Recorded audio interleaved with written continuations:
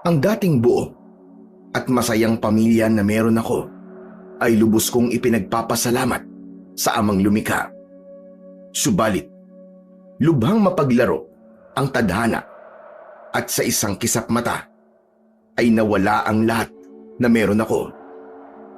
Labis akong pinanghinaan ng loob at naging masalimuot ang aking buhay mula nang maulila ako at mapunta sa taong nagpalaki sa akin. Subalit, dahil sa kagustuhan kong ipaghiganti ang mga magulang ko at sinundan ko ang yapak ng aking ama na isa ring antingero at inaral ang mga lihim, maging ang mga buhay na salita o orasyon. Hindi ko akalain na daraan ako sa matinding pagsubok at inkwentro sa mga aswang na halos ikapahama ko kahit pa may taglay ako na agimat. Siya nga ho pala. Ako po si Arnold. Mahigit 50 anyos na. Kasalukuyang magsasaka, malayo sa syudad dahil mas pinili ko ang simple at tahimik na pamumuhay kapiling ang aking asawa at mga anak. Subalit bago ako lumagay sa tahimik, ay meron akong natatanging karanasan at ganito ko nais ibahagi ang aking kwento bilang isang antingero at manunugis ng mga aswang. Marahil taong 1990 nang mangyari ang karanasan kong ito. Lumaki ako sa isang simpleng pamilya kasama ng aking ama at ina. At dahil kaisa-isang anak lamang ako, kung kaya nasa akin ang lahat ng atensyon at pagmamahal sa aking mga magulang. Bukod sa mga magulang ko, ay labis din akong minahal ng ninong Ernesto ko. Siya ang kababata ng aking ama at kumpare ng mabinyagan ako.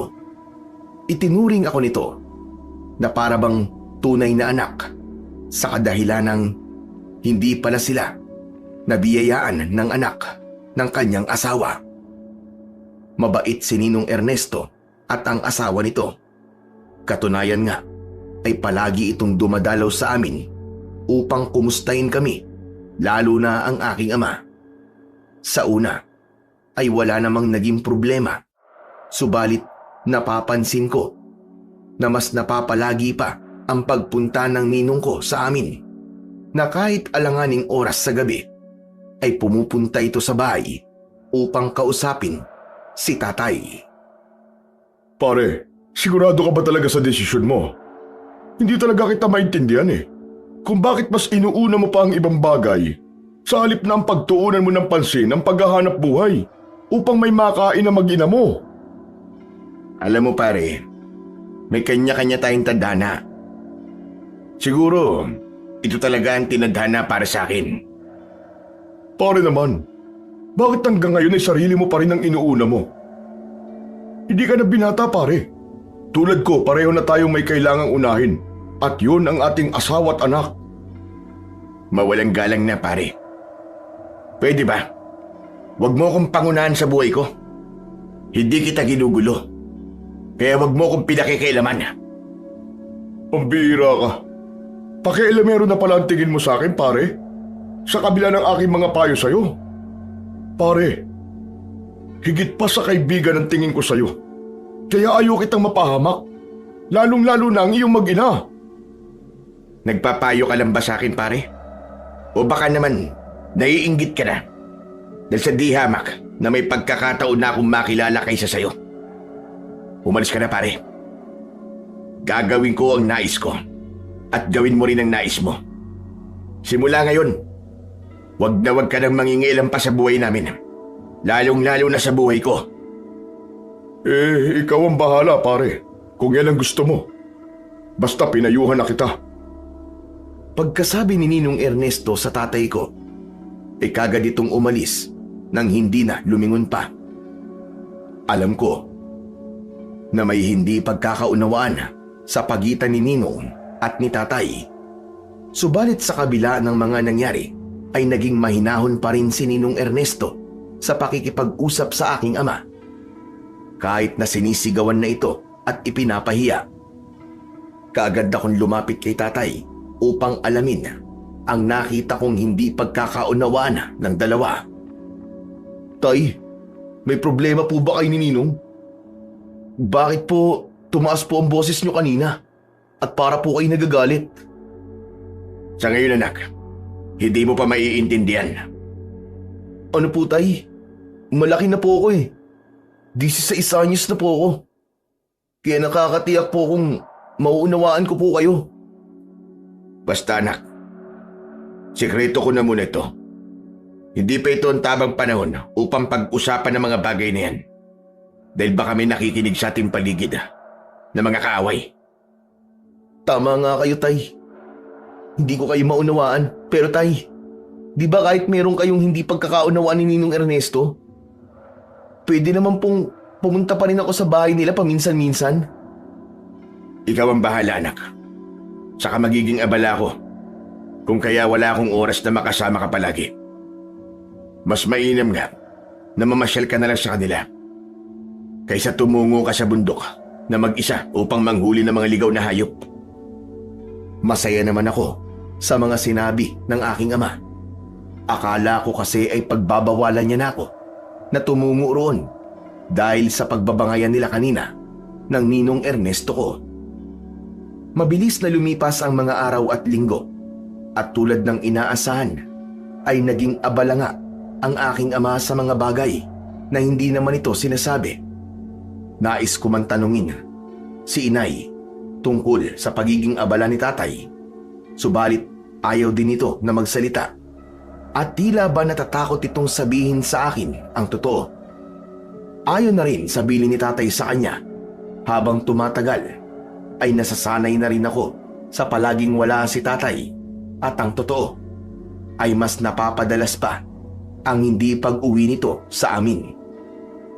Dahil sa mga nangyari ay mas nakakasama ko pa ang ninong ko sa pagtatrabaho sa bukid, lalo na nang magdalang tao na rin ang asawa nito. Ako ang naging katuwang ng ninong ko sa paghahanap buhay. Masaya ako dahil nababawasan ang mga alalahanin ni nanay sa aming kakainin sa araw-araw. Dahil nakakatulong na rin ako upang kumita ng salapi at makakain. Pagkalipas ng ilang taon ay bumalik si tatay. Malaki na ang pinagbago nito. Mahaba na ang buhok at maraming peklat ang kanyang buong katawan. Senyales ng pakikipaglaban sa kung anong nilalang. Pero ang ikinagulat ko ay ang kakaibang liksi at lakas ni tatay na ipinamalas. Tay, ano po nangyari sa inyo? Bakit mas lumakas pa po yata kayo ngayon at kitang-kita po ang pagiging batak ng katawan nyo? Tama ka anak. Dahil ito sa aking pangangalap ng mutya at pagtuklas ng mga buhay na salita. Andyan na naman po kayo tay. Hindi ko kayo maunawaan eh. Anak, ito ang landas na pinili ko. Ang pagiging isang antingero. Antingero? Ano po ba yun, tay? Ito ang pagtuklas ng mga mutya, anting-anting, at maging ng mga orasyon, anak. Sa puntong yun, ay labis pa rin akong naguguluhan. Napansin naman ito ng aking ama, kung kaya mabilis niyang dinukot ang isang bagay sa kanyang bulsa. Tignan mo, anak. Ito ang pangil ng ngipin ng kalabaw. Isa ito sa mga nakuha ko sa pangangalap ng mutya at anting-anting. Ano naman po ang bisa niyan, tay?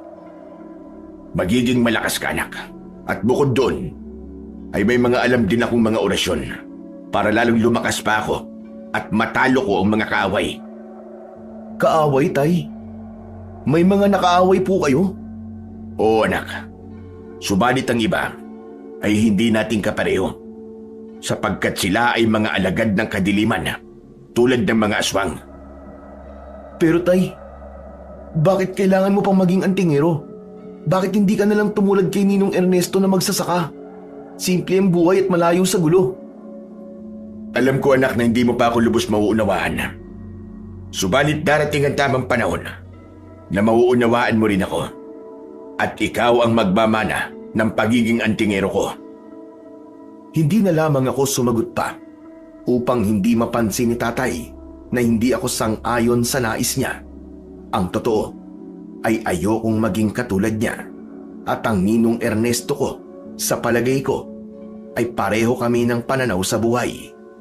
Ang nais ay tahimik at payapang pamumuhay, kapiling ang pamilya. Ramdam naman ni tatay na hindi ko nais maging tulad niyang antingero. Kung kaya, mas minabuti na lamang niyang hayaan ako sa nais ko. Pagkalipas ng halos 3 linggo, ay may 3 kalalakihan ang pumunta sa aming bahay. Ayon kay nanay, ay mga kasamahan daw yun ni tatay, mga kapwa antingero, at kailangan daw nilang umalis sa kadahilanan na meron daw silang misyon. Simula noon ay tuluyan ang naging magkalayo si tatay at ninong Ernesto. Magkaibigan na magkaiba ang paniniwala at pananaw sa buhay at magkaiba ng tinahak na landas. Nais ko mang magtampo at magtanim ng galit kay tatay sa tuwing naiisip ko na pinababayaan niya na kami ni nanay. Pero palaging sinasabi ni Ninong Ernesto na kailangan daw lawakan ko ang aking pangunawa sa aking ama. Ibig po bang sabihin, Ninong, hindi po kayo galit kay tatay? Alam mo, Arnold, parang kapatid na kasi ang turing ko sa tatay mo eh. Kaya kahit ganyan siya, alam kong may dahilan kung bakit niya mas pinili ang pagiging antingero. Pero Ninong, mali pa rin ang unahin niyang pagiging antingero at pabayaan niya kami ni nanay. Alam kong malaki ang pagkukulang ng ama mo sa inyo ng nanay mo. Pero umaasa akong darating din ang panahon na mas pahahalagahan niya kayo kaysa sa ano paman. Sana nga po, Ninong. Lalo na po ngayon na kailangan namin siya. Tulad ng mga sinabi ni Ninong Ernesto, ay umaasa din ako na maliliwanagan si tatay at magiging responsabling ama. Akala ko ay darating ang magandang balita sa pagbabalik ni tatay, subalit kabaligtaran ang mga nangyari. Labis kaming nagimbal sa mga ibinalita sa amin ni tatay. Arnold anak, magmadali ka. Puntahan mo kagad ang Ninong Ernesto mo. Sabihin mo kailangan ko siya makausap ora mismo. Ha? Bakit po tay? May problema po ba? Anak, nang huwag ka nang magtanong. Sundin mo na lang ang pinag-uutos ko sa'yo. Bilisan mo! Kagad naman akong tumungo sa bahay ng ninong ko. Subalit bago ako umalis ng bahay, ay napansin ko si nanay na di magkamayaw sa pagliligpit ng aming mga damit. Sa oras na yon, ay samot-sari ang aking mga naiisip. Iniisip ko na baka nakapatay ng tao si tatay at kinakailangan naming tumakas. Naisip ko din na baka may atraso si tatay sa iba at nais kaming gantian. Kung kaya, nanghihingi ng tulong kay Ninong Ernesto. Sa dami ng aking mga naiisip, ay di ko na namalayan na kanina pa pala ako nakatayo sa harapan ng bahay nila Ninong. Oh, Arnold! Anong ginagawa mo riyan? Mukhang kanina ka pa nakatayo dyan ah. At wala ka sa sarili. May problema ba? Ninong, dumating po si tatay eh. Oh, mabuti kung ganun. May problema ba? Bakit ka pumunta ngayon? Pinapatawag po kayo eh. Nais raw po kayong makausap ngayon din. Napansin kong nabitiwan ni Ninong ang hawak niyang baso ng tubig at patakbong tumungo sa aming bahay. Mabilis naman akong sumunod sa kanya kahit na hindi ko alam ang dahilan kung bakit gano'n na lamang ang naging reaksyon ng Ninong Ernesto ko. May kalayuan din patungo sa amin at halos kalahating oras. Subalit napansin kong hindi yun alintana ni Ninong Ernesto at patuloy lang siya sa pagtakbo. Nakaramdam na ako ng pagod dahil sa walang tigil na pagtakbo. Kung kaya, tinawag ko na muna siya upang makapagpahinga kami kahit saglit. Ninong, pwede bang huwag ka masyadong excited? Magpahinga naman muna tayo. At kinakapos na talaga ako ng hininga kakatakbo eh. Huwag kang huminto. Kayanin mo muna. Ninong naman, huminto na muna tayo. Hindi naman kagad aalis si tatay eh. Bakit ba nagmamadali po kayo? Magpatuloy ka na lang at kayanin mo muna. Dahil sa mga oras na to, buhay at kamatayan na nakasalalay sa mga magulang mo ngayon. Naguguluhan man ako sa mga sinabi ng ninong ko, ay sinunod ko na lamang ang mga sinabi niya. Habang patuloy kami sa pagtakbo, ay nakarinig ako ng malakas na hiyaw. Malapit yun sa aming bahay. Sa mga oras na yun, ay nakaramdam ako ng takot at kakaibang kaba na noon ko lamang naramdaman sa tanang buhay ko. Dali-dali kong tinawag si Ninong upang itanong sa kanya ang mga nangyayari. Ninong, narinig niyo po ba ang malakas na sigaw na yun malapit sa bahay namin? Si tatay po ba yun? May nangyari na po bang masama sa kanila? Hindi ako sigurado, Arnold. Pero wag naman sana. Halika na, bilisan na lang natin. Dahil maging ako ay may kakaiba ng kutob. Sana naman okay lang sila nanay at tatay. Habang papalapit kami sa bahay, ay mas lalo pa akong nakaramdam ng sobrang kaba. Lalo na nang bigla kong hilahin ni Ninong upang magtago sa malaking puno. Pilit niya akong pinatatahimik upang hindi malaman ng mga nilalang na nasa aming bahay. Nalintikan na. Sinasabi ko na nga ba eh. Nahuli na tayo ng dating Arnold. Bakit po, Ninong? Ano po ba nangyayari sa bahay? Sino po mga bisita nila nanay at tatay? Makinig ka, Arnold. Hindi sila mga bisita. Sila ay hindi natin mga kauri. Hindi sila mga normal na tao. Ano kanyo? Hindi tao. Kung ganun, ano po sila?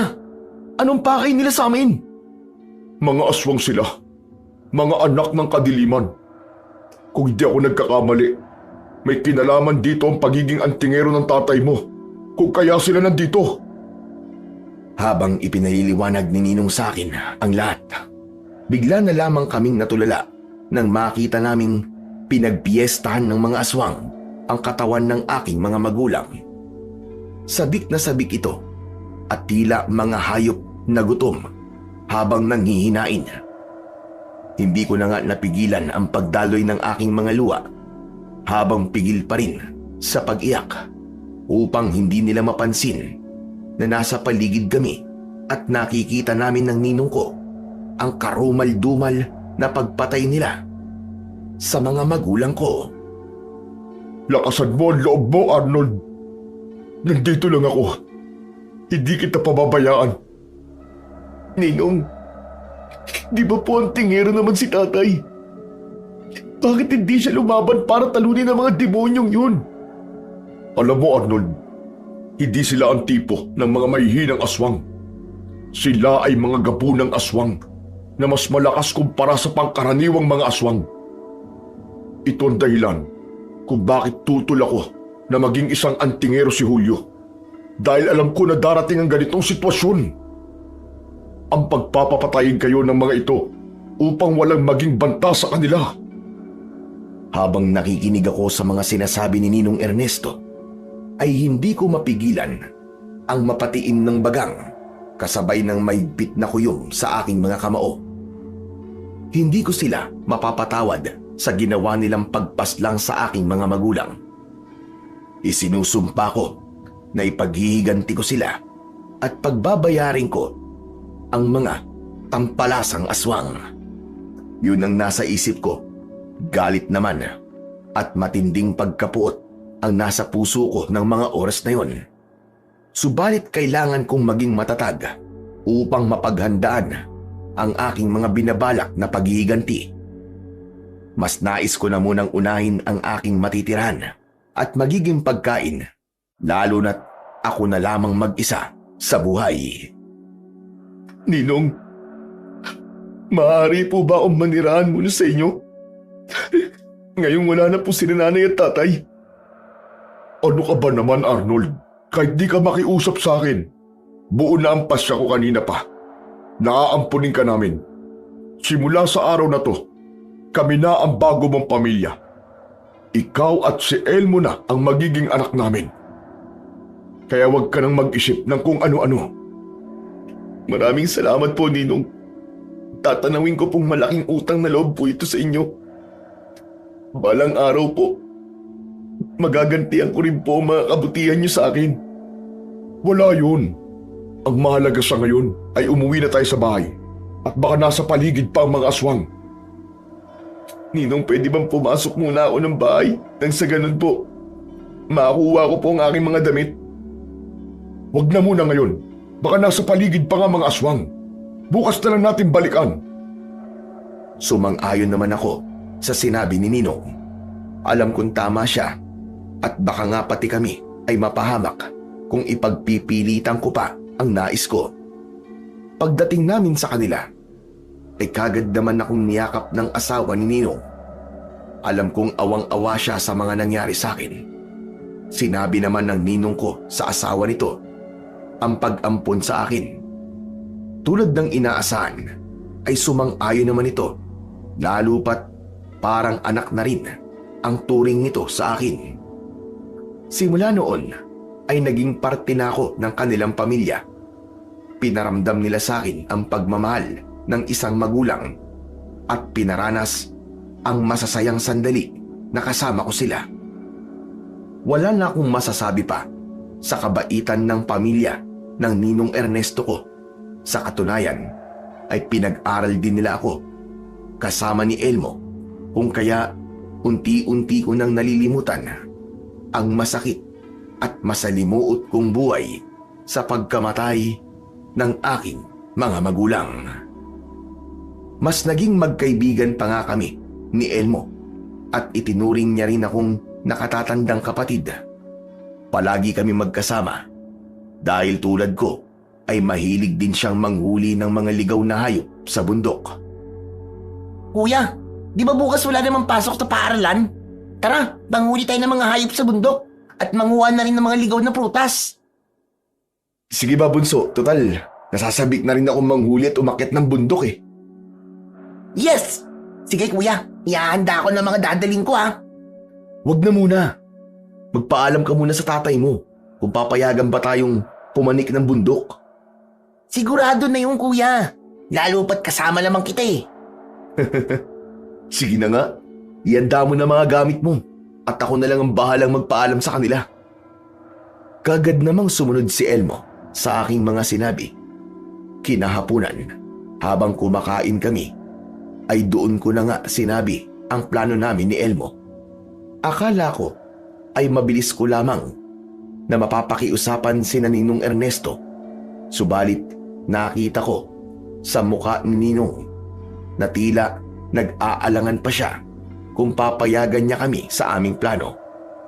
Mabuti na lamang at nagsalita si Elmo sa kanyang mga magulang upang makiusap na payagan kami.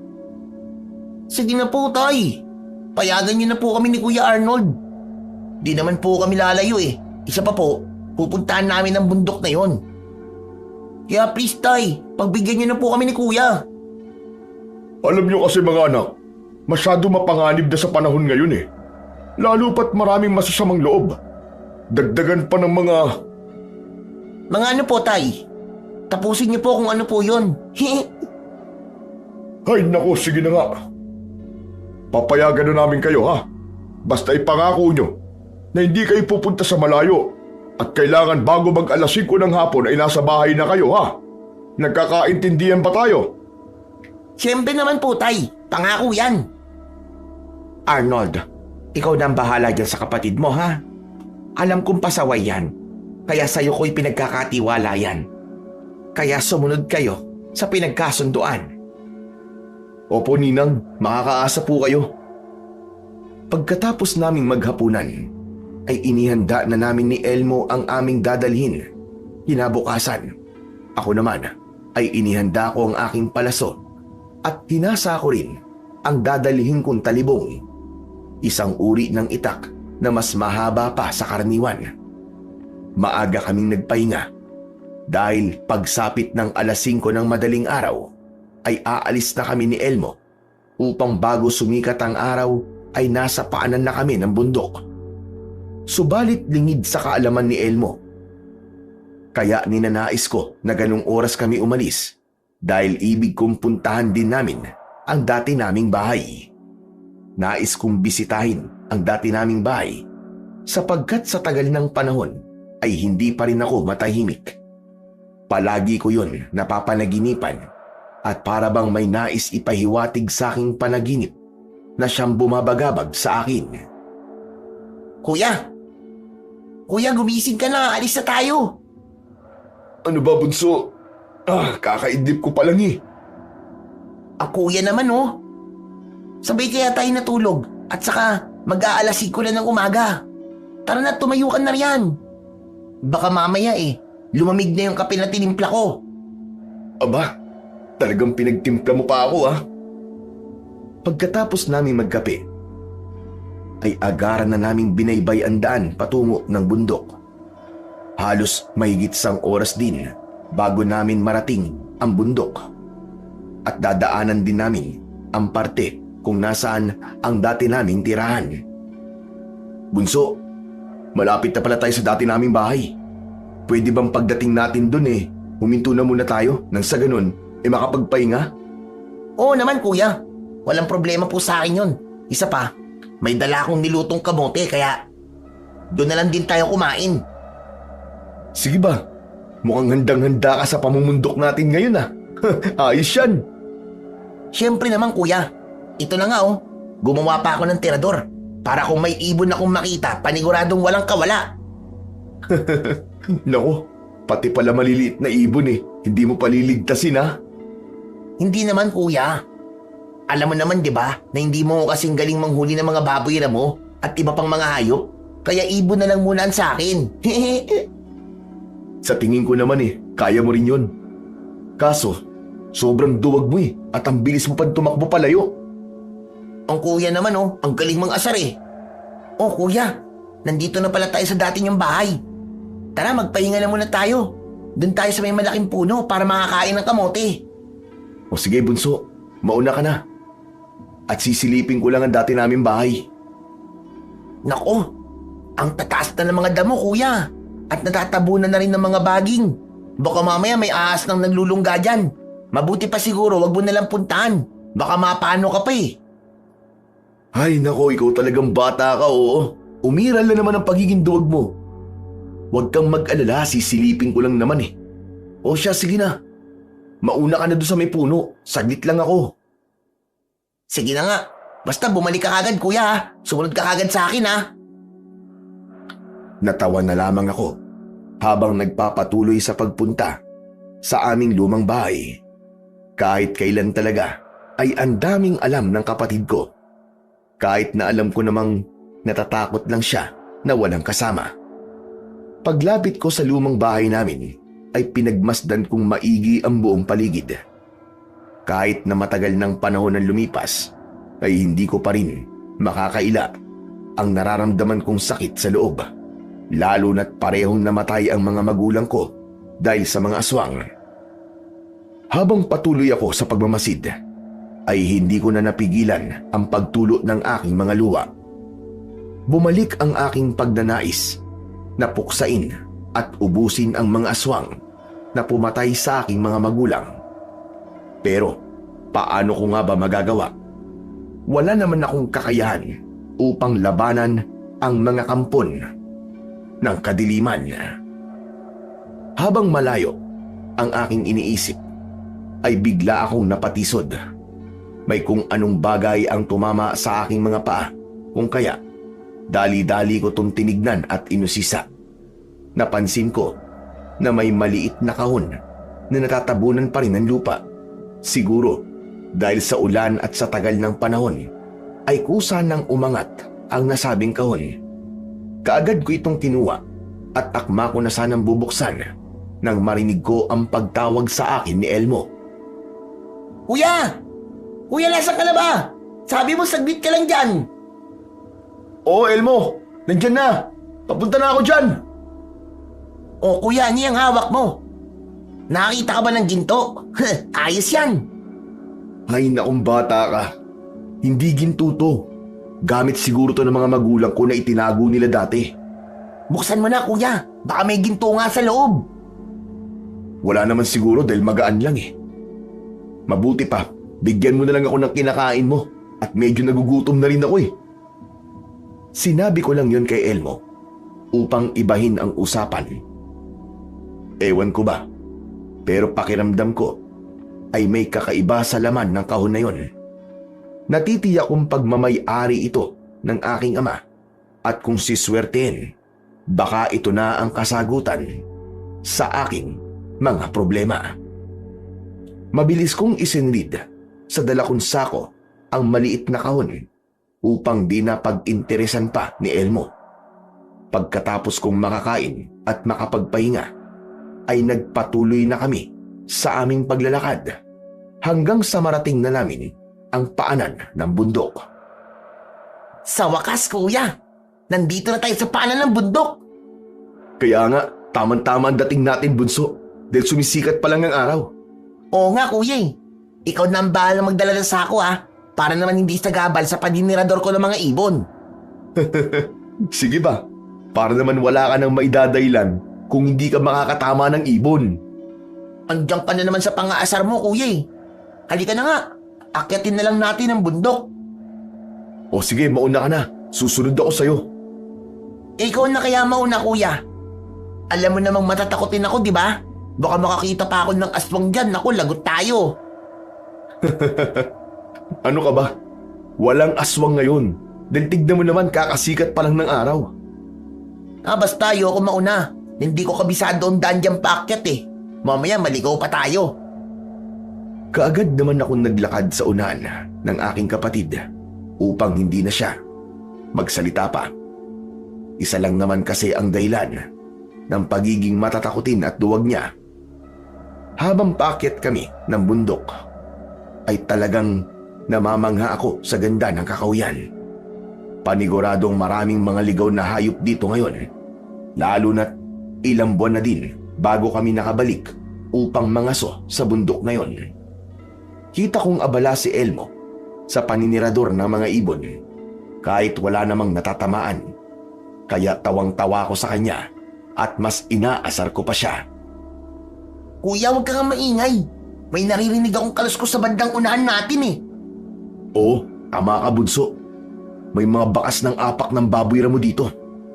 Hawakan mo muna ang dala kong sako at susubukan kong usisain kung ano ang kaluskos na yun.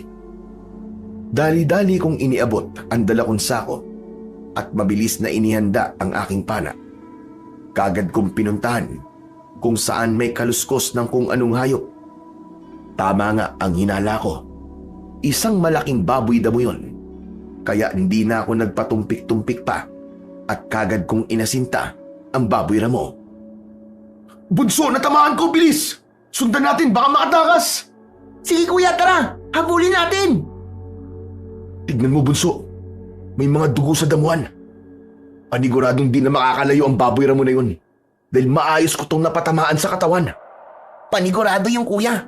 Sa usay mo ba na bang mag-asinta? Paniguradong wala nang kawala ang baboy damo na yun. Igiyan mo ang pagmamasid mo, bunso ah. Nasa paligid lang yun. Sige kuya. Ayun! May dugo sa bandang kaliwang damuhan. Tsak na doon nagtungo ang baboy ramo.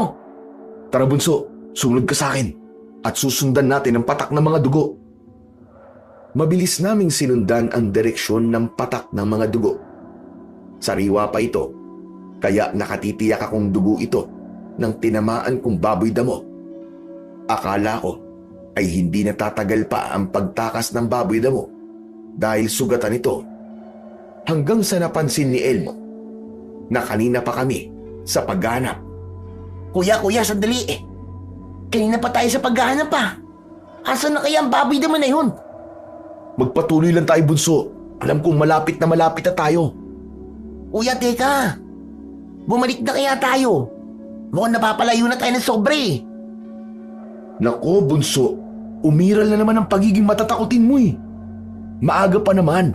Kaya wala kang dapat katakutan. Eh kuya, tignan mo naman kasi. Mukhang nasa pusod na tayo ng gubat. Tignan mo oh. Ang daming naglalaki ang mga puno na nakapaligid sa atin. At sobrang masukal ng paligid. Hindi naman natin nakita yung hayop na tinamaan mo. Sa puntong yon ay kinabahan ako. Kaya kagad kong iginala ang aking paningin sa buong paligid. Tama nga si Bunso, kundi ako nagkakamali.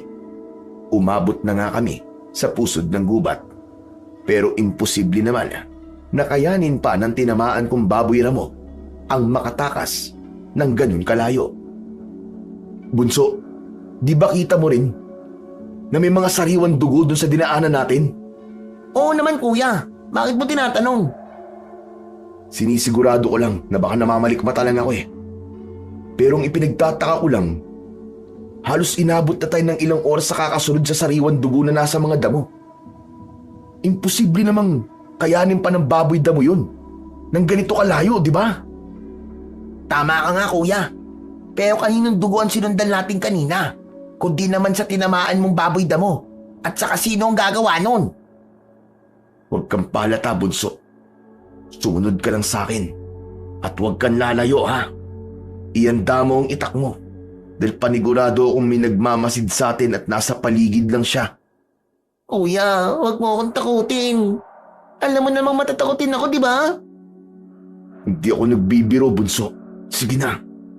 Sundin mo na lang ang mga sinabi ko sa'yo. At bumalik na kagad tayo sa dinaanan natin. Sige kuya, huwag mo akong iiwan ha. Natatakot na ako eh. Bilisan mo na, Bunso, sumunod ka na kagad sa akin. At wag na wag kang lalayo sa tabi ko. Kagad naman naming binaybay ang daan pabalik sa dinaanan namin.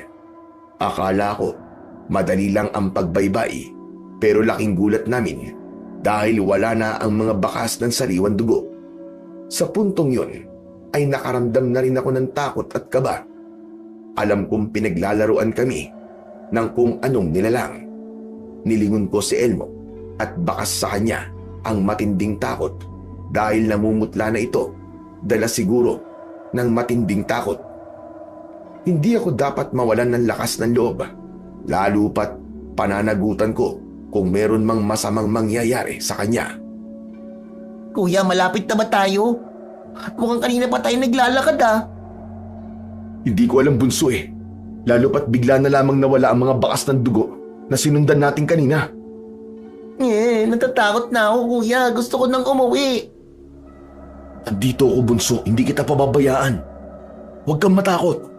Lakasan mo ang loob mo para makauwi tayo ng maayos. Nagpatuloy na nga kami sa aming paglalakad. Kahit na walang eksaktong direksyon ang aming nilalakaran. Ang mahalaga ng mga sandaling yon ay makalabas kami sa bundok at makauwi na sa aming tirahan. Ilang oras pa kami sa paglalakad hanggang sa di kalayuan ay may iilang kubo kaming natanaw. Kaya muli kaming nabuhay ng loob na makakauwi na kami at makakahingi ng tulong sa mga nakatira doon. Sa wakas, kuya, may mahihinga na tayo ng tulong. Tama ka, Bunso. Paniguradong alam nila kung paano makakalabas sa bundok na to. Pababa sa atin. Tara kuya, lapitan na natin nang makahingi na tayo ng tulong. Tsaka gusto ko rin makiinom ng tubig. Tuyong-tuyo na lalamunan ko sa sobrang uaw eh. Ganun din ako, Bunso. Halika na. Bilisan na natin. Kahit napagod at nangihina na kami ni Elmo, ay pilit pa rin naming tinungo ang mga kubo upang makahingi ng tulong. Tao po? May tao po ba dito? Lakasan mo pa kuya, baka hindi nila naririnig. Medyo nangihina na rin kasi ako, Bunso eh. Halika, sabay tayong tumawag para marinig nila kagad. Sabay naming tinawag ang mga tao na nakatira sa mga kubo na yon. Akala namin ay mabibigo kami hanggang sa ilang minuto pa ay may matandang babae na lumabas. Napahanga ako dahil sa tingin ko kahit labis na ang katandaan ay malakas pa rin ito. Sa katunayan ay nakakaya pa nitong maglakad kahit na walang tungkod na ginagamit. Medyo nakakatakot nga lang ang itsura nito dahil bukod sa kulukulubot nitong muka ay nangingitim rin ang buo nitong ngipin habang nakangisi sa aming harapan. Ano ang sa atin mga iho? Ano ba'y paglilingkod ko sa inyo? Naku po manhin po Lola sa paggambala po namin. Subalit ang totoo po ay naliligaw po kami. Baka pwede po kaming makahingi ng tulong po sa inyo kung paano po makakalabas po sa bundok na to. Pauwi po sa kapatagan. Siya nga po, Lola. Kung mamarapatin din po ninyo at hindi naman po kalabisan, baka maaari din pong makainom din po kami ng tubig. Ay wala problema ang mga iho. Sandali lamang. At ikukuha ko muna kayo ng maiinom. Halika kayo. Pumasok muna kayo sa aking mumunting kubo. Maraming salamat po Lola. Sumunod naman kami at sa pagpasok sa loob ng kubo ng matanda, hindi namin napigilan ni Elmo ang masuka dahil sobrang nakakasulasok ang baho sa loob ng bahay ng matanda. Daig pa nito ang pinaghalong amoy ng nabubulok na karne at dumi ng tao. Kuya, sobrang bango naman ng bahay ng matanda. Talagang nakakasulasok ang amoy. Huwag kang maingay bunso, baka mamaya marinig pa tayo ng matanda. Sige na nga kuya, titiisan ko na lang muna ang baho. Basta ang malaga ay makainom na muna tayo at matulungan na makauwi sa atin. Tama ka bunso. Nag-aalala na rin ako dahil hapon na. Siguradong hinahanap na tayo ni nanay at tatay. Oo nga kuya. Kung alam ko lang na magkakaganito tayo, sana di na lang kita niyayang mamundok eh. Pasensya ka na kuya ha. Kasalanan ko ba ang nangyari sa atin ngayon? Huy, ano ka ba? Huwag mong sisihin ang sarili mo. Kasalanan ko rin naman eh. Kung di sana natin sinundan yung baboy damo, edi sana hindi tayo naligaw. Habang nag-uusap kami ni Elmo, ay bumalik na ang matanda at may dala na itong 2 basong tubig. At kagad naman itong iniabot sa amin upang aming mainom. Masaya naman itong nakangiti sa amin. Kaya hindi namin to pinag-isipan ng masama. Naku, maraming salamat po Lola. Walang problema mga iho. Siya nga pala. Saan ba kayo lang galing at napadpad kayo sa aking munting kubo? Nangaso po kami Lola ng mga ligaw na hayop. Ligaw na hayop? Opo Lola. May tinamaan nga po ang Kuya Arnold ko na baboy damo kaso nakatakas po eh. Tapos nang sinundan po namin ng bakas nito, ayun, naligaw po kami hanggang sa mapadpad po kami dito sa inyo. Tama po Lola. Akala po namin hindi na kami makakahanap ng tutulong sa amin. Pero mabuti na lang talaga at nakita namin tong kubo nyo. Siya nga po pala Lola.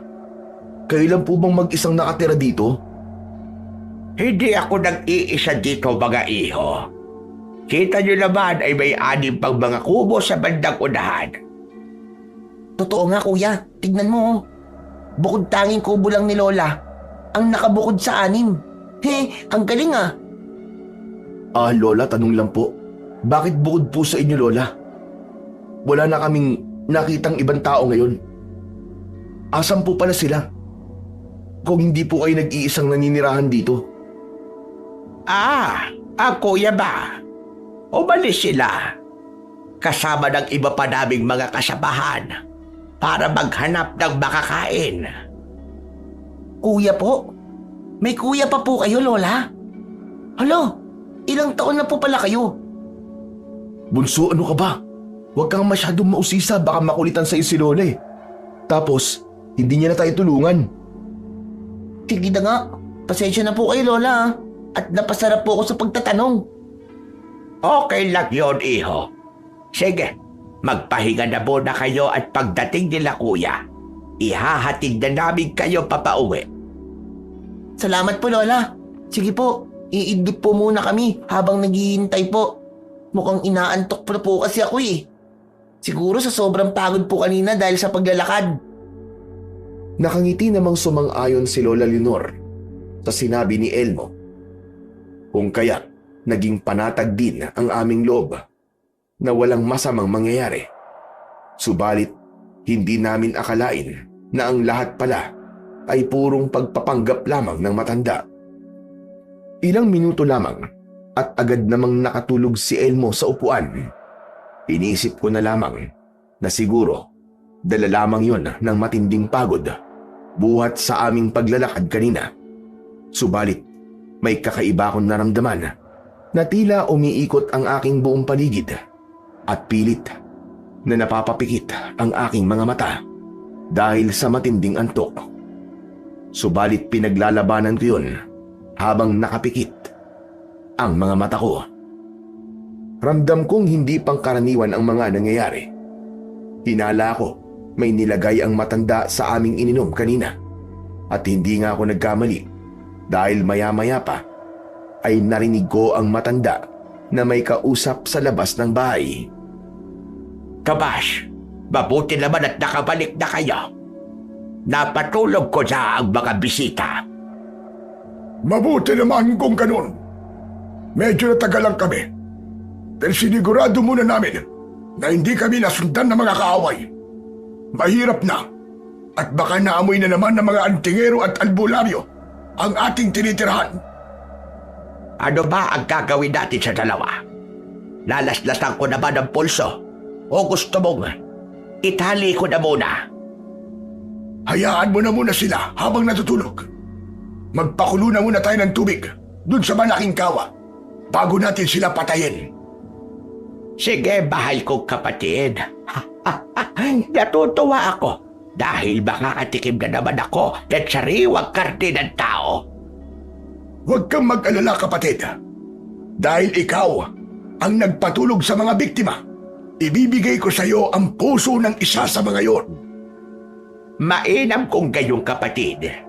Sige, sasabihan ko ng iba nating alagad upang magpakulo na ng tubig at hindi na ako makapag-antay na matikman ang sariwang puso ng ating biktima. Habang pinakikinggan ko ang usapan ng dalawa, ay nalaman ko na nasa pugad pala kami ng mga aswang at paniguradong kami ang biktimang tinutukoy nila. Halos nanginginig ang buo kong katawan sa aking natuklasan, kasabay ng malapot at malamig kong pawis sa buo kong katawan. Dali-dali kong ginising si Elmo. Alam ko na ilang minuto na lamang at magiging pagkain na kami ng mga aswang, kaya kailangan naming makatakas kagad. Bunso, gising! Gumising ka na! Kapag di ka nagising, panigurado magiging pagkain tayo ng mga aswang! Sunod-sunod kong tawag sa aking kapatid. Subalit kahit niyuyugyug ko na ang buo niyang katawan at kurutin siya, ay hindi pa rin siya magising-gising. Sobrang malakas ang pampatulog na inilagay ng matanda sa aming inumin. Mabuti na lamang at kakaunti lang ang nainom ko, kaya di gaanong tumalab dahil kung nagkataon, pareho kami na nakainom.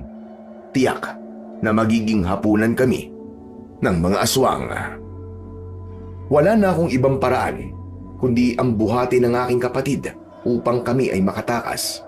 Ito ang tamang pagkakataon habang walang nakabantay sa amin dahil parehong abala ang mga aswang at naging pabaya dahil inakala nila na pareho kaming tulog ni Elmo. Mabilis kong binuhat si Elmo at kahit hirap ay patakbo kong tumakas sa kuta ng mga aswang. Akala ko ay ligtas na kami, pero di pa man ako nakakalayo ay nakita na kami ng mga ito. Mga tanga! Habulin niyo ang dalawa! Asan si Leonor? Leonor, asan ka? Ano ba itong ginawa mo? Paumanhin, kapatid. Hindi ko inakala na may isa pa palang gising sa kanila. Bakit di mo sinigurado? Akala ko ba walang bulilyaso? Pasensya na. Hindi ko inaakalang mangyayari ito. Dahil sa pagiging pabaya mo, tumulong ka sa pagtugi sa mga biktima ngayon din. Kayo, magsikalat kayo. Dakpin ang mga tumakas at wag na wag kayong babalik na hindi niyo dala ang mga biktima. Rinig na rinig ko ang utos ng kanilang supremo. Kahit hinihingal ako sa pananakbo habang buhat ko si Elmo, ay pilit ko pa rin kinakaya dahil sa oras na maabutan kami ng mga aswang, paniguradong katapusan na namin. Mga kasama, ayun ang dalawa. Bilisan nyo at habulin natin. Elmo, gumising ka na! Parang awa mo na maabutan nila tayo! Di ko na kayang buhatin ka! Gumising ka na! Natanaw ko na malapit na sila sa amin. Wala na kayong tatakbuhan pa. Kaya't mas mainam na tanggapin nyo na lamang. Nandito na kayo mamamatay. Demonyo kang matanda ka! Isa ka palang salot! Salot na akong salot. Pero wala akong pakialam. Dahil ang mahalaga ay maging pagkain namin kayo. Ba't mo kami magiging pagkain? Dadaan muna kayo sa ibabaw ng aking bangkay! Mga demonyo kayo! Elmo, gumising ka na, bilisan mo! Hindi kita mamabantayan habang nakikipaglaban ako sa mga to! Kaya pakiusap, gumising ka na! Malakas kong sigaw sa aking kapatid. Sabay yugyug at sampal sa kanya para lamang magising siya habang tumatakbo kami. Ngunit bigo pa rin akong gisingin siya. Maya-maya pa ay nakita ko ng papalusong ang ibang aswang sa kinaroroonan namin. Kaya mabilis kong binuhat ang aking kapatid na si Elmo at buong higpit na hinawakan ng aking pana upang panain ang mga aswang na papalusong sa amin. Sige, lumusog kayo! Hindi ako natatakot sa inyo, mga kampo ni Satanas! Ang tapang mo naman, bata. Sige, mga kasama. Lusubin ang mayabang na yan. Sa utos ng matandang babae, ay agara naman umatake ang mga aswang.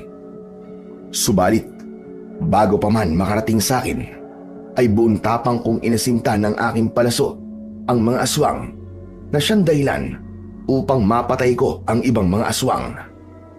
Akala ko ay makakaya ko, pero bigla akong naubusan ng bala at ang tangi kong magagawa ay ang makipaglaban ng malapitan gamit ang aking talibong. Sige, lumapit kayo! Kung kaya niyo akong patayin, hindi ako natatakot sa inyo! Ganyan ka, bata. Magpanggap ka matapang. Tignan natin kung hanggang saan ang kaya mo. Elmo, sige na, gumising ka na! Elmo! Huwag ka nang mag-aksaya pa ng panahon. Kahit na anong gawin mo, hindi mo na yan magigising. Pasalamat ka na lang at kahit papano, hindi ka natulad sa kapatid mo. Pero sayang, dahil pareho pa rin naman kayo ng kapalaran. Ang maging pagkain namin. Sa isang iglap ay muling sumugod ang mga aswang sa kinaroroonan namin. Buong tapang naman akong nakipaglaban dahil sa nais kong tuparin ang aking pangako sa mga magulang ni Elmo na poprotektahan ko siya kahit buhay ko pa ang maging kapalit. Sa puntong yun ay nahirapan na rin akong makipaglaban at patamaan ang mga aswang dahil sa pambihira nilang liksi at bilis hanggang sa... Nalintikan na! Tinamaan ako ng mahabang kuko! Ano, bata? Masakit ba? Sige, mga kasama. Sabay-sabay niyong lusubin. Wala na yan laban sa atin! Elmo! Elmo, gumising ka na! Yun ang mangiyak-ngiyak kong sambit habang tinitiis ang sakit dahil sa mga malalalim kong mga sugat buwat sa mga aswang. Maging si Elmo ay nagtamo na rin ng malalim na pinsala dahil nasa likuran ko lamang siya. Akala ko katapusan na naming dalawa at napapikit na lamang ako habang tinatanggap sa aking sarili na talo na kami at yun na ang aming katapusan. Ngunit sa hindi inaasahan ay may isang matandang lalaki ang biglang lumabas mula sa kawalan at walang pag-aatubiling nakipaglaban sa mga aswang. Pagmulat ko ng aking mga mata ay kitang-kita ko kung gaano kahusay ang matandang ito sa pakikipaglaban. Karamihan sa mga aswang ay walang nagawa kundi ang mapaatras na lamang. Sa wakas, nailigtas kami ng misteryosong matandang yon. Nagpakilala naman ito sa akin at sinabi nito na isa siya sa mga naging nakasama ni tatay. Isa itong antingero na manunugis ng mga aswang. Pagkatapos niyang magpakilala sa akin, ay tinulungan kami na maihatid ng ligtas sa aming tirahan. Simula noon, ay naging malapit na ako sa matandang yun at siya ang naging maestro ko. Huminto ako sa aking pag-aaral at tinahak ang landas ng pagiging antingero. Tulad sa aking ama, ay nagkaroon din kami ng hindi pagkakaintindihan ng ninong Ernesto ko. Subalit wala na rin siyang nagawa dahil tulad ng aking ama, ay buo na ang aking pasya na maging isang dalubhasang antingero. Sa tulong ng matandang antingero at gamit ni tatay na nakita ko, yun nga ay ang laman ng maliit na kahon ay mas lumawak pa ang aking kaalaman. Naging biyasa ako sa mga orasyon at mga pakikipaglabang pisikal at espiritual. Ibinaon ko rin sa aking braso ang ngipin ng kalabaw na pagmamay-ari ng yumao kong ama at ang gamit kong talibong ay punong-puno ng mga dasal, kaya walang kahirap-hirap kung napapatay ang mga aswang na aming nasasagupa. Sa paglipas ng panahon ay isa na akong manunugis ng mga aswang. Naging isa ako sa pinaka-iniilagan at kinatatakutan ng mga kampon ng dilim. Lahat ng aswang na makikita ko ay walang awa kong pinapatay at tinatagpas ang mga ulo. Matanda, bata, o kahit nagdadalang tao pa, basta aswang. Hindi ko pinakikitaan ng awa. Dahil sa aking ginawa, ay nagtago at lumayas ang mga aswang sa aming lugar. At nang mapansin ko na tahimik na at wala nang naghahasik ng lagim sa amin, ay napagpasyan kong bumalik na sa poder ng aking ninong Ernesto. Tinanggap naman ako nito sa isang kondisyon na ibaon ang aking pagiging antingero at mamuhay ng simple katulad nila. Ngayong bumalik ka na, anong plano mo? Nais mo bang ipagpatuloy ang iyong pag-aaral? Di na po siguro nung masyado na akong matanda. Isa pa, malapit nang matapos ang sekundarya si Bunso eh. Siguro sasamahan ko na lang kayo sa mga gawain, lalong-lalo na sa pagsasaka. Sige, kung yan ang nais mo, susuportahan ko ang desisyon mo. Basta ang pinangako mo sa akin tungkol sa pagiging antingero mo ay tutuparin mo. Opo nung, makakaasa po kayo. Namuhay ako ng tahimik at payapa at tulad ng aking pangako ay kinalimutan ko na ang pagiging antingero at sinunod ang nais ng ninong ko dahil sa tingin ko naman ay para sa aking ikabubuti. Subalit lumipas lamang ang ilang taon ay muling bumalik sa aming baryo ang mga aswang.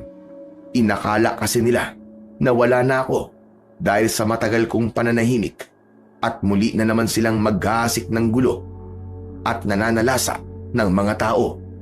Sa una ay ipinagkibit balikat ko na muna dahil iniisip ko ang pangako ko sa ninong Ernesto ko. Subalit sa bawat paglipas ng mga araw ay tila ba nabibingi ako sa bawat iyak at hinagpis ng mga pamilyang nawawalan ng mahal sa buhay dahil sa mga kampon ng kadiliman. Isang araw ay muling nagpakita ang matandang antingero, ang aking maestro, upang hikayatin ako na sumama upang ubusin at palayasin uli ang mga aswang na nananalasa sa aming baryo. Alam kong masasaktan ang damdamin ng aking guro sa aking pagtanggi, ngunit alam kong alam niya at nauunawaan niya ang aking panig. Nais ko lang talagang tuparin ang aking pangako sa aking ninong Ernesto. Alam ko namang para sa ikabubuti ko ang lahat ng kanyang ginagawa. Ayokong muling masaktan sila dahil malaki ang aking utang na loob sa kanilang pamilya. Itinuring nila akong kadugo at tunay na pamilya, kaya't nararapat lamang na tuparin ko ang aking mga pangako sa kanila. Akala ko, lilipas din ang lahat. Akala ko, mauubos at matataboy ng kapwa ko antingero ang mga salot sa aming baryo. Ngunit kabaligtaran ang mga nangyari.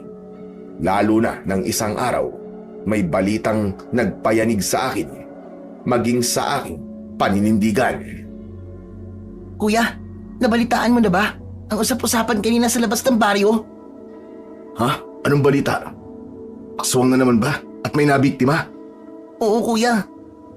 Pero ang nakakagimbal, hindi basta-basta ang ginawa nilang pagpatay. Kawawa raw ang biktima dahil natagpuan itong wala ng mga lamang loob at nawawala na din ang ulo nito. Talagang wala nang kinatatakutan ng mga demonyong yan ha. Tama ka, kuya. Lalo pa ngayon. Dahil ayon sa bali-balita, matandang antingero daw ang pinaslang ng mga aswang. Ano ka mo? Tama ba narinig ko? Matandang antingero baka mo ang biktima ng mga aswang? Oo, kuya. Nakita ang katawan ng antingero sa paanan ng bundok. Doon kung saan tayo tumungo dati upang mangaso. Di kaya mga gabo ng aswang ang nakalaban ng matandang antingero? Posible, kuya. Dahil alam mo naman na teritoryo ng mga aswang na yun ang kabundukang yun. Sige bunso, pupuntahan ko ang sinasabi mong lugar. Naku, kuya, wag na. Baka malaman pa ni tatay at magalit sa atin yun. Huwag mong sabihin na pupunta ako doon. Basta gawa mo ng paraan para hindi nila malaman na nagtungo ako doon. Hindi ko na nga pinakinggan pa ang sinasabi ni Elmo. Sa ngayon, ang mahalaga ay ang makapunta ko sa sinasabi niyang lugar na pinangyarihan. Malakas ang kutob ko na ang maestro ko ang sinasabi niyang matandang antingero. Habang nasa daan ako ay hindi ko maiwasan ang mapatikom ng kamao. Huwag lang talagang maging totoo ang aking kutob. Dahil kung ang maestro ko ang napaslang ng mga aswang, ako mismo ang uubos sa lahi ng mga yon at wala akong ititira. Ilang oras pa ang nakalipas at narating ko na nga ang lugar na pinangyarihan. Pakiramdam ko ay binuhusan ako ng malamig na tubig sa aking nasaksihan. Hindi nga ako nagkamali ng kutob. Ang aking maestro ang napaslang ng mga gabo ng aswang. Muli na namang nanumbalik sa akin ang pagkamatay ng aking mga magulang sa parehong kamay ng mga tampalasang gabunan. Sa sobrang galit ko ay halos magdugo na ang aking kamay dahil sa malakas kong pagkuyom ng aking mga palad. Kaagad akong umuwi ng aming bahay. Hindi upang magpahinga, kundi hukayin muli ang mahalaga kong gamit na aking ibinaon dahil sa aking mga pangako. Alam kong magagalit na naman sa akin ang ninong Ernesto ko. Subalit sa mga oras na yon ay buo na ang aking desisyon na pagbabayarin ko ang mga aswang, lalo na ang lahing gabunan, sa kanilang paulit-ulit na pananalasa sa mga tao, lalo na sa aking mga mahal sa buhay.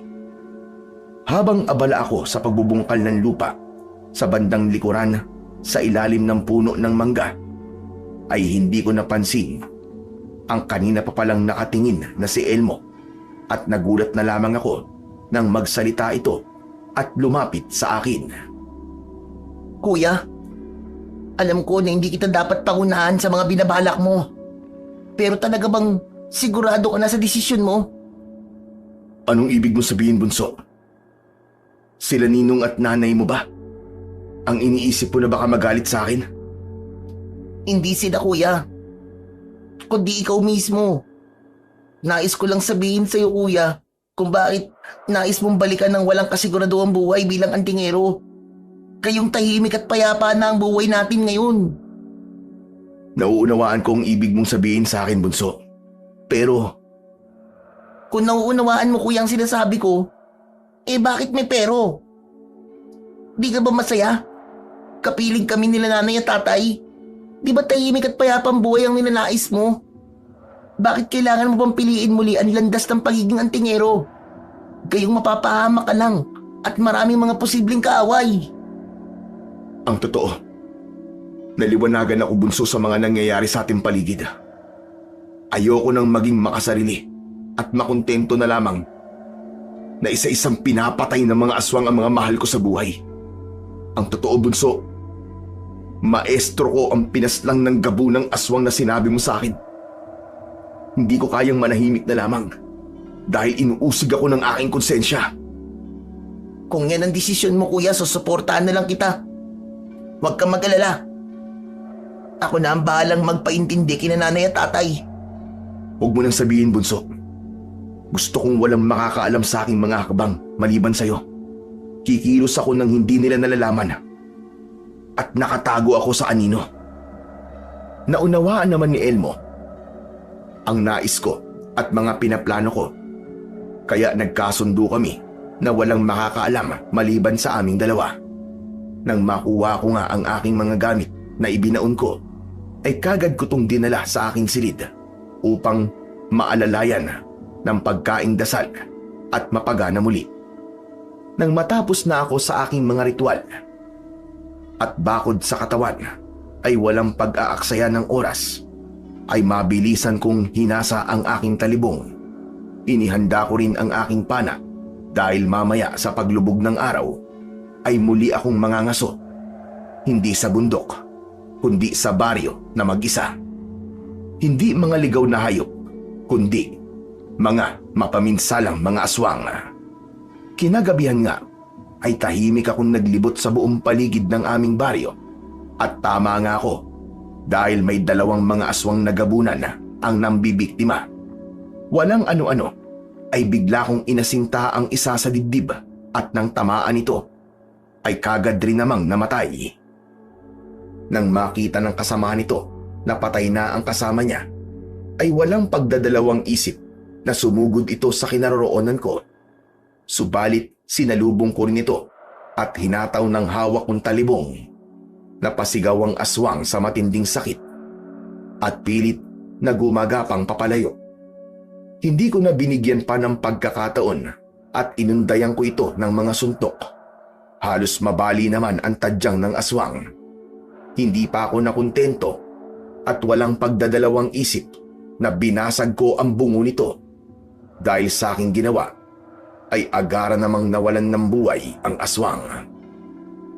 Nagpatuloy ako sa pag-iikot sa baryo at nang maramdaman kong wala ng mga aswang ang umaaligid ay pinagpasyahan kong umuwi na. Kinaumagahan ay parang wala lang nangyari. Nagpanggap akong normal lang ang lahat. Kung kaya hindi ako pinag-isipan nila Ninong.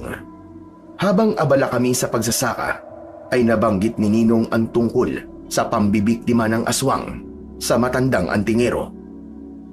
Arnold, alam mo na ba ang bali-balita patungkol sa pagpaslang sa matandang antingero? Oo, Ninong. Kawawa nga raw po matanda eh. Dahil wakwak ang tiyan nito at wala na raw ang mga laman loob tapos nawawala din ang ulo. Talaga namang mapaminsala ang mga aswang na yan. Wala nang kinatatakutan. Kahit antingero, hindi sinasanto. Kaya nga po, Ninong, talagang matatapang ang mga demonyong yun. Kaya tama lang na nakinig ka sa akin. Dahil kung nagmatigas ka, malamang isa ka na rin sa posibleng mapatay na mga aswang na yun. Di bali nang sila ang mapatayan. Ang mahalaga ay buhay tayo at namumuhay ng tahimik at payapa. Pero Ninong, nakakaawa din talaga ang karumal-dumal na sinapit na matandang antingero.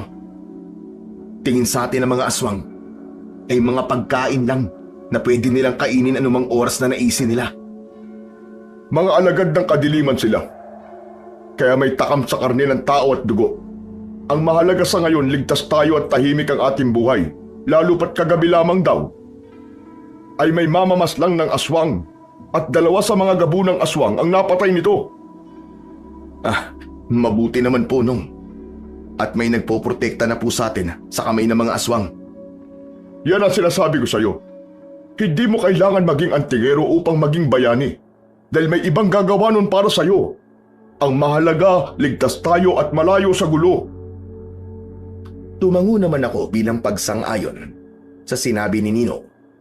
Ngunit lingid sa kanyang kaalaman, ako ang misteryosong tao na yon na pumaslang sa 2 aswang gabunan. Simula noon ay gabi-gabi na akong lumalabas ng bahay upang manugis ng mga aswang. Dahil sa aking ginawa ay nagkaroon ng takot ang mga aswang at nabawasan ang pananalasa nito sa aming baryo. Alam kong nasa paligid lamang sila at natitiyak kong sa kalapit baryo namin sila nang bibiktima.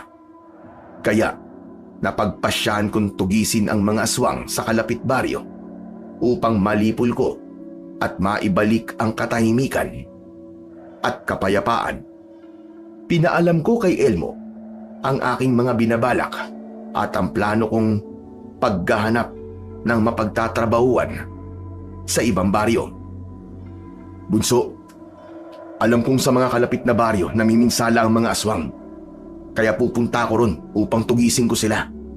Pero kuya, baka makilala ka nila. At isa pa, saan ka titira doon? Paano ang pagkain mo? Mamamasukan ako dun. Kakausapin ko sila, Ninong, na gusto kong subukan makipagsapalaran at hanapin ang aking swerte sa ibang baryo para payagan ako. Di ka ba masyadong tagilid sa mga binabalak mo, kuya? Mag-isa ka lang sa pagtugis sa mga aswang. Gusto mo ba sumama ako sa'yo para naman may kasama ka? Huwag na, dumito ka nalang, bunso. Alagaan mo sila, Ninong, habang wala ako. Huwag kang mag-alala. Babalik din naman ako pagkalipas ng mga ilang buwan. Kuya, bakit di mo nalang hanapin ang kuta nila sa bundok na pinuntahan natin? Tsaka kung naroroon pa rin ang mga gabo ng aswang na yun. Ginawa ko na yan, bunso. Matapos kumapas lang ang 2 gabunan na naminsala sa ating baryo. Siguro, alam nilang sasalakay ako sa kuta nila. Kaya inunahan akong takasan. Pero ngayon, dapat ko na silang mahanap upang matapos na ang pambibiktima nila dito sa lugar natin. Sige kuya, alam kong pinag-isipan mo ng ilang beses ang plano mo bago ka nagpasyang gawin to. Huwag kang mag-alala sa akin, bunso. Kaya kong sarili ko. Basta habang wala ko, ikaw na muna ang bahala sa kanila, ha? Kinahapunan, habang kumakain kami, ay doon ko na kinausap sila Ninong. Sinabi ko na nais kong mamasukan sa kalapit na baryo upang doon hanapin ang swerte ko. Agad namang pumayag sila sa mga plano ko dahil ayon sa kanila, para naman daw yun sa aking sarili at aking hinaharap. Ang buong akala nila ay pinaghahandaan ko na ang nalalapit kong pag-aasawa. Pero ang hindi nila alam, pagtugis ng mga aswang ang aking pakay, kung kaya ninais kong makipagsapalaran sa kalapit na baryo. 2 araw pa ang lumipas at nagpaalam na nga ako sa mga umampon sa akin. Nangako naman ako na babalik kagad pagkalipas ng ilang buwan upang bumisita. Habang papalayo na ako sa aming tinitirhan, ay dumaan ako sa mga kakahuyan kung saan bibihira ang mga taong napapadaan. Nagbabaka sakali ako na mahahanap ko rin ang bagong pinagkukutaan ng mga aswang gabunan.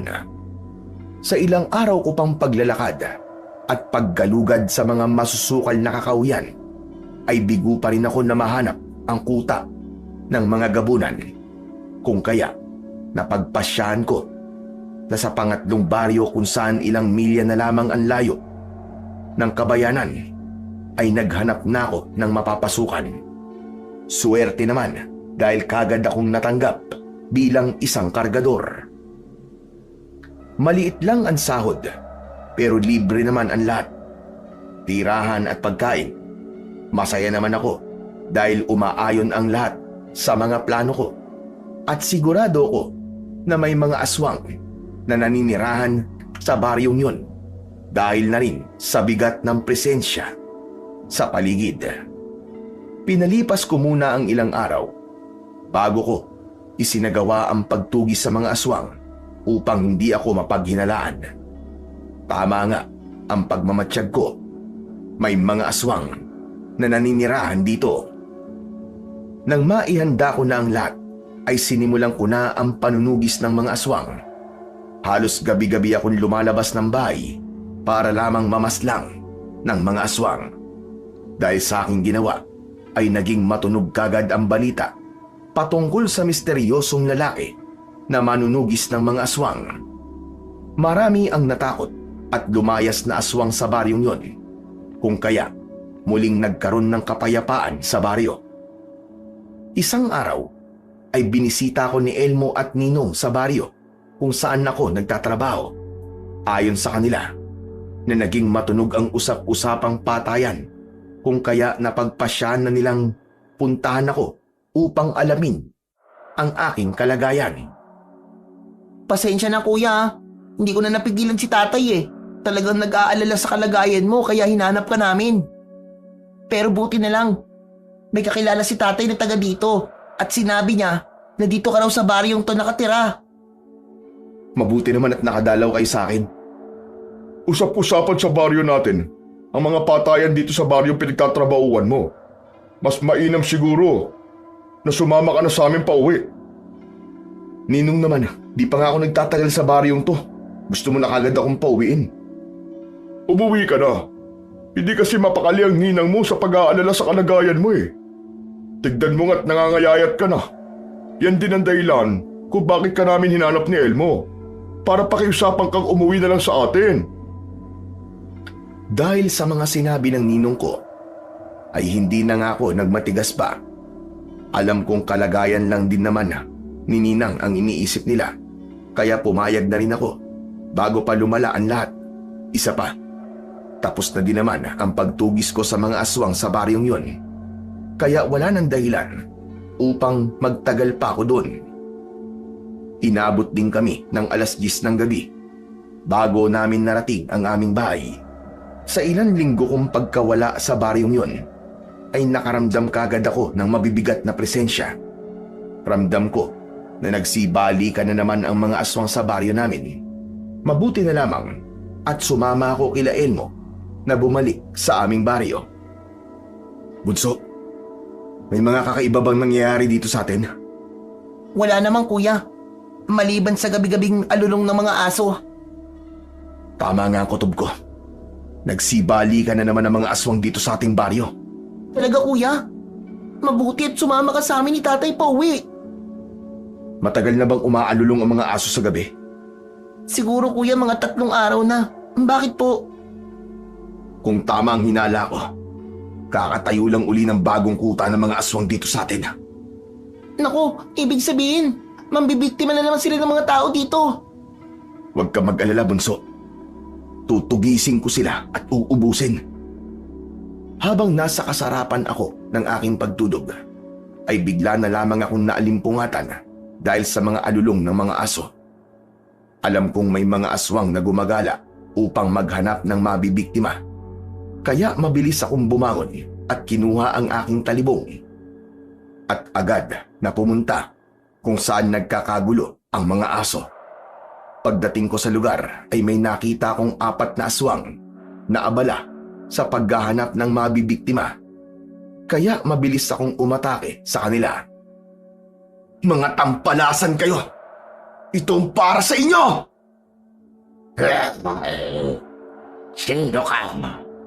Ano mong magpakita sa amin? Malas nyo lang dahil nagbalik na ako sa baryong to para ubusin kayong lahat. Ganun ba? Tanggapin mo ang katapusan mo! Sabay na umatake ang mga aswang sa akin. Kaliwat kanang atake ang aking ginawa, ngunit sadyang maliliksi at malalakas ang mga aswang na nakalaban ko ngayon. Hirap akong maundayan sila ng saksak dahil sa sobrang bilis.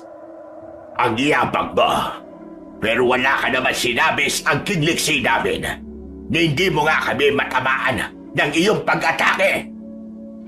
Huwag kang magmadali dahil nagpapainit pa lamang ako sa ating laban. Sige, gusto mo pala na madaling pagkatalo kaya ibibigay ko ang nais nyo. Puro ka lamang yabang. Sige mga kasama, sabay nating atakihin ang hambog na yan.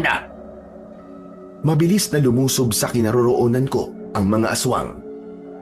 Ngunit ng mga sandaling yon ay nag-usal na ako ng mga orasyon at hinipan ko ang hawak kong talibong at walang pagdadalawang isip na iwinasiwas ko ito sa aswang na papalapit sa akin.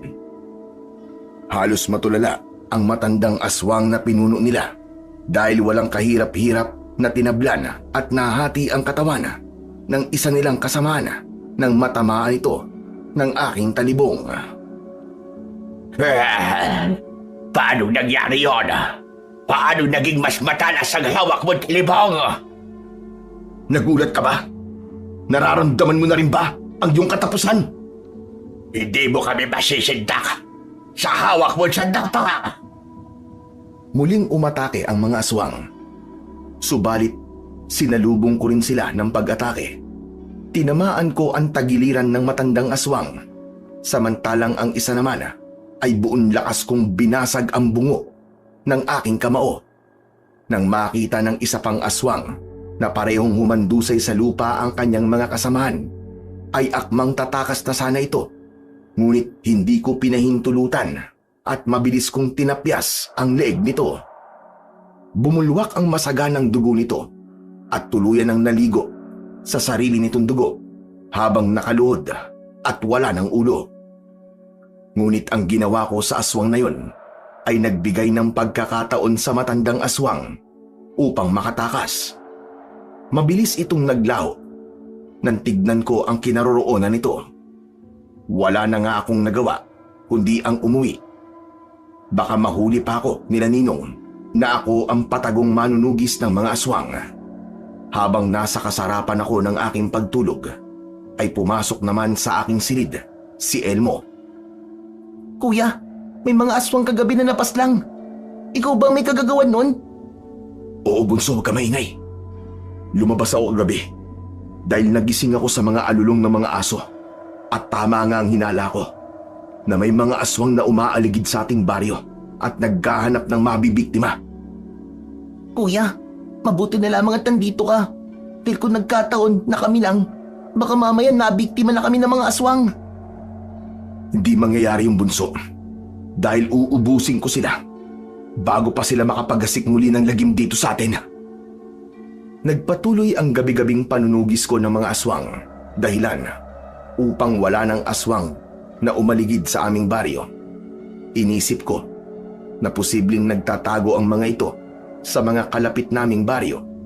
Kaya tulad ng dati, humanap ako ng alibay para payagan muli na maghanap ng mapagtatrabahuan sa ibang baryo. Akala ko ay masisindak at matatakot ko uli ang mga ito. Subalit ang hindi ko alam ay pumasok pala ako sa kanilang inilagay na bitag para sa akin. Habang nasa ibang baryo ako upang isagawa ang panunugis ng mga aswang, ay wala akong kaalam-alam na pinagpaplanuhan na pala ng mga ito na paslangin ang kinikilala kong bagong pamilya.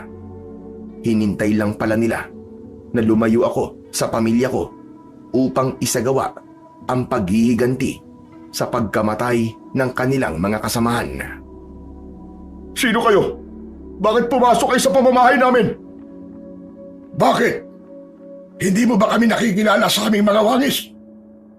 Ngayon, ay pagbabayaran niyo ang pagpatay niyo sa aking kapatid at sa iba pa naming mga kasamahan. Mahal, ano ba mga pinagsasabi ng mga demonyong ito? Hindi ko rin alam, mahal. Wala naman tayong pinatay na kahit na sino eh. Anong wala? Kahit itanong niyo pa sa mabait ninyong anak dahil alam niya ang mga sinasabi ko sa inyo. Elmo anak, ang mga binibintang na mga ito sa atin. Pakawalan niyo na kami.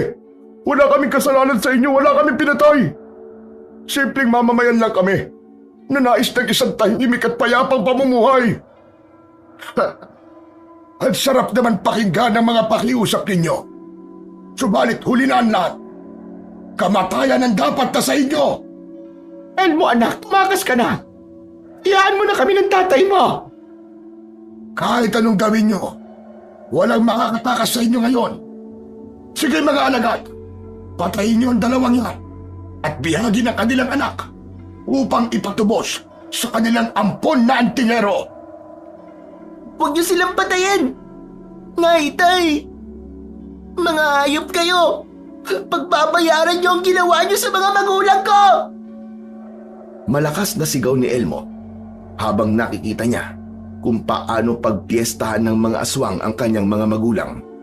Kinabukasan ay bumalik ako sa aming baryo at tama nga ang mga narinig kong mga bulong-bulungan tungkol sa pagkamatay ng mga umampon sa akin.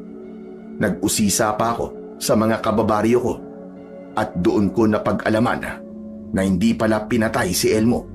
Binihag daw ito ng mga aswang kapalit ng buhay ko. Sobra ang galit ko ng mga oras na yon. Hindi ko akalain na maging ang pamilyang umampon sa akin ay mapapaslang din ng mga aswang. Kailangan kong iligtas si Elmo. Alam ko na may oras pa ako dahil sa mga susunod pang mga araw ang kabilugan ng buwan kung saan may isasagawang piging ng mga aswang. Mabilis akong umalis at naghanap sa kuta ng mga aswang. Sinuyod ko ang malalapit na baryo sa amin, subalit bigo pa rin akong mahanap ang pinagkukutaan ng mga halimaw. Akala ko ay wala ng pag-asa para mailigtas ko si Elmo. Hanggang sa pagbalik ko sa aming baryo ay napansin ko ang 2 tao sa bukana na tila nagmamasid sa akin sa di kalayuan. Akmang lalapitan ko na sana ang 2 para kumprontahin nang mabilis itong tumakbo at pumasok sa masukal na talahiban. Kinutuban ako na marahil mga kasamahan nito nang pumatay sa mga umampon sa akin at bumihag kay Elmo. Sinundan ko nga ang 2 at nakita ko din ang kanilang pinagkukutaan. Walang kamalay-malay ang 2 na nasundan ko sila at nahanap ko ang kanilang kuta. Nang makumpirma ko na yun na nga ang matagal ko nang hinahanap na kuta, ay umuwi na muna ako sa bahay. Pinagplanuhan ko ang aking gagawing paglusob sa teritoryo ng mga gabunang aswang. Umaga pa lang ay nasa paligid na ako ng teritoryo ng mga aswang at naghanda ng mga patibong. Gumawa ako ng mga pinatulis na kawayan at mga kahoy para kung sakali ay meron akong alas sa mga kaaway. Maghapon din akong nag-usal ng mga buhay na salita para maging bakod o pananggalang sa aking katawan. Nang kumalat na ang dilim sa buong paligid, ay rinig ko na ang alulong ng mga aso. Alam kong nagsimula na ang kanilang piging, kaya dahan-dahan na akong umusad patungo sa kanilang kuta. Nagimbal ako sa aking mga nasaksihan. Hindi lang pala si Elmo ang kanilang biyag dahil may 2 bata at 3 kalalakihan ang nakadipa sa kahoy na ginawang krus at saka itinali. Sa kanilang harapan ay may 2 malalaking kawa ang kumukulo. Walang ano-ano ay nagsalita ang kanilang supremo. Mga kasama, magbunyi tayo! Ito ang natatanging araw ng ating Panginoon. Masaya tayo dahil naipagiganti na natin ang pagkamatay ng ating mga kasamahan. Sige, magsaya kayo! Dahil mawawala din yung pagbubunyi ninyo pag narito na ang Kuya Arnold ko! Nakatitiyak akong papaslangin niya kayong lahat, kaya umanda kayo! Pero nasan na ang tagapagligtas mo? Nasaan na siya? Wala na, nagtago na yon. Dahil ng araw ka na namin biyag, pero walang pumupunta rito para iligtas ka. Yun ang akala mo. Maghintay ka lang at paniguradong ililigtas ako nun kasama ng iba pang mga biyag dito. Nakakatuwa ka naman, Iyo. Gusto mo bang makita ang gagawin namin sa'yo? Sige, manood ka. Dahil pagkatapos ng mga kasamahan mo, ay ikaw ang panghuling iahanda namin sa aming Panginoon.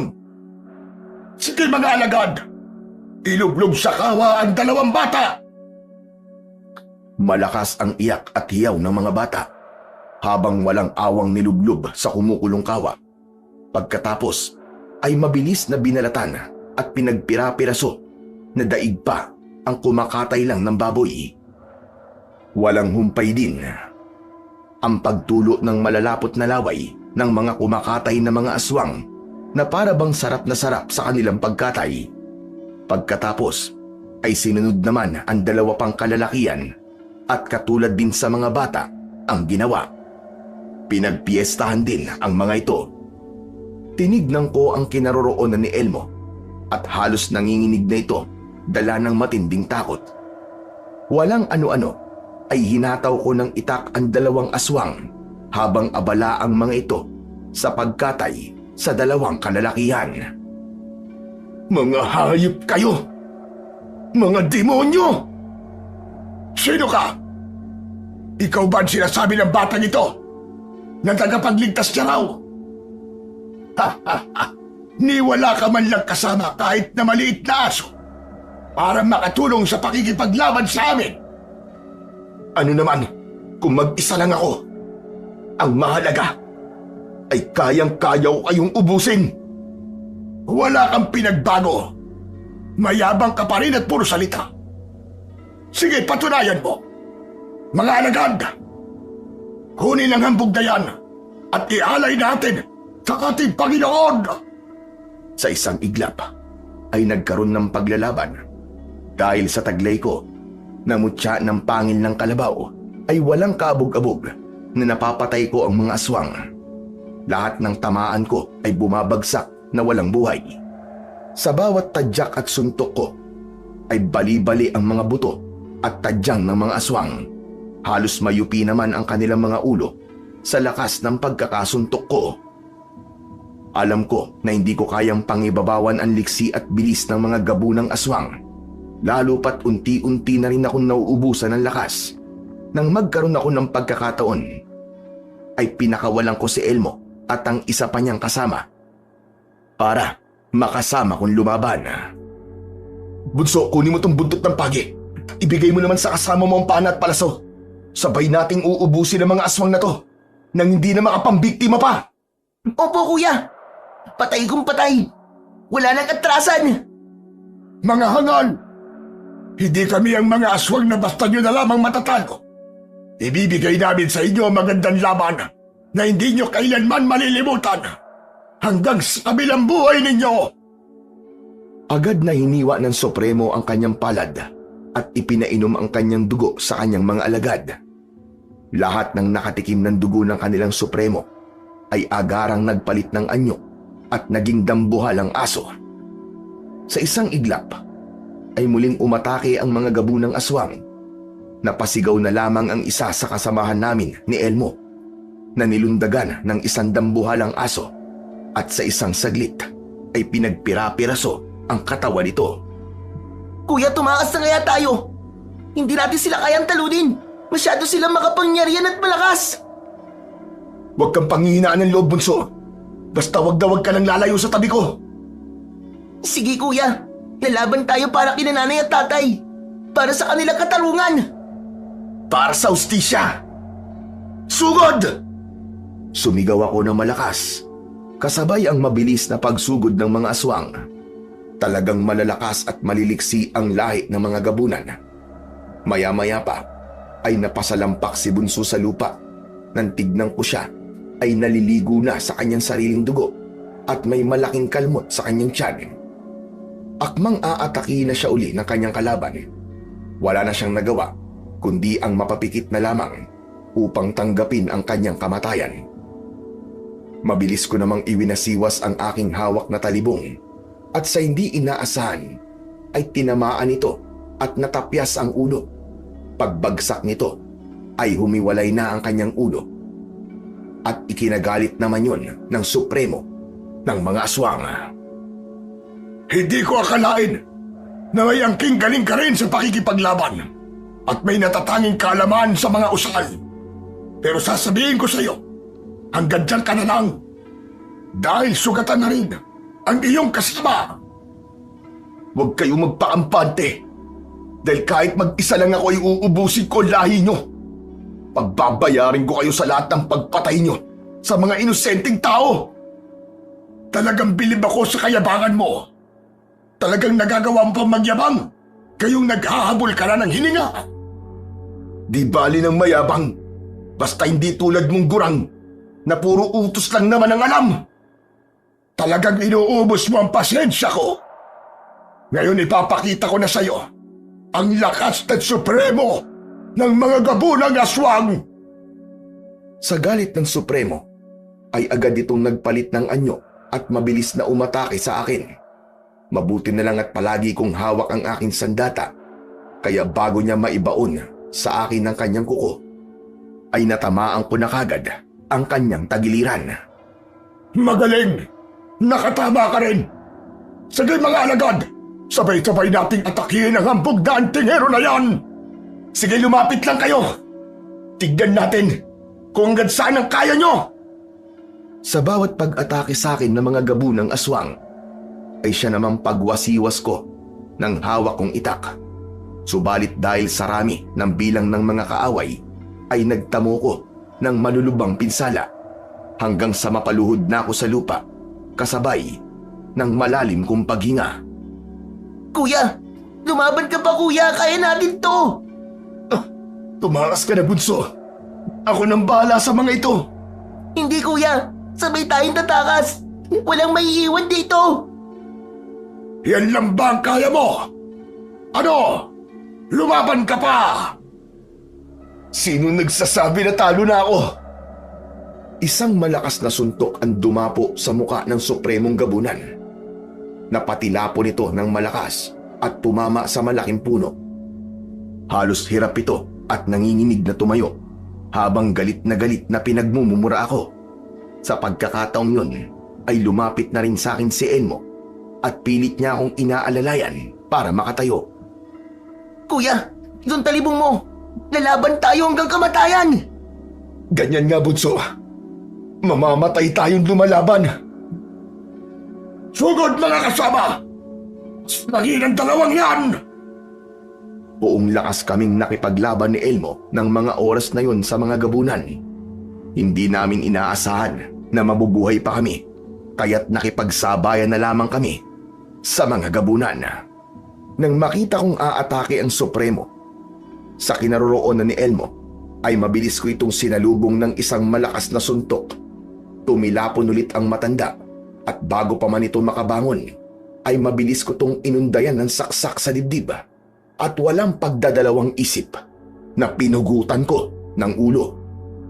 Sa mga oras na yon, ay kakaunti na lang ang mga natitirang aswang at nang makita nilang wala na ang kanilang Supremo, ay kanya-kanya na silang pulasan upang makatakas. Kaagad kong dinampot ang panak at inasinta ang bawat aswang na tumatakas. Hanggang sa wala nang natira sa kanila.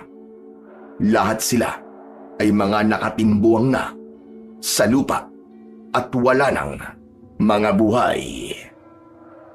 Kuya! Nanalo tayo! Nalipol natin ang mga gabunan na pumatay kina nanay at tatay! Oo, bunso. Sa wakas, pareho nating nabigyan ng ustisya ang ating mga magulang. Nakakalungkot lang, kuya. Dahil dalawa na lang tayo ngayon. Wala na sila nanay at tatay. Huwag kang mag-alala, bunso. Hindi kita iiwan. Magkasama tayo. At poprotektahan kita hanggang sa dulo ng hininga ko. Salamat, kuya. Salamat. At tiniligtas mo ako. Simula noon, ay laging magkasama na kami ni Elmo. Itinuro ko sa kanya ang aking pagiging antingero. Kaya sa paglipas ng mga taon, ay pareho na kaming naging antingero at manunugis ng mga aswang. Naging bantog ang aming mga pangalan at labis na kinatatakutan ng mga aswang, maging ng mga mambabarang. Hanggang sa nakatagpo kami ng aming naging kabiyak at namuhay sa piling ng aming asawa't mga anak. Hindi na namin kayang iwan at talikuran pa ang pagiging antingero dahil naging pananagutan na namin ito para sa katahimikan ng mga taong naghahangad ng kapayapaan at ligtas sa pambibiktima ng mga aswang na kampon ng kadiliman. Hanggang dito na lamang po ang aking kwento at sana ay may napulot po kayo na magandang aral. Maraming salamat po sa walang sawa niyong pagsuporta at pakikinig sa aking mga YouTube channel na The Voice Addict at Mga Kwento ni Apong Isaac.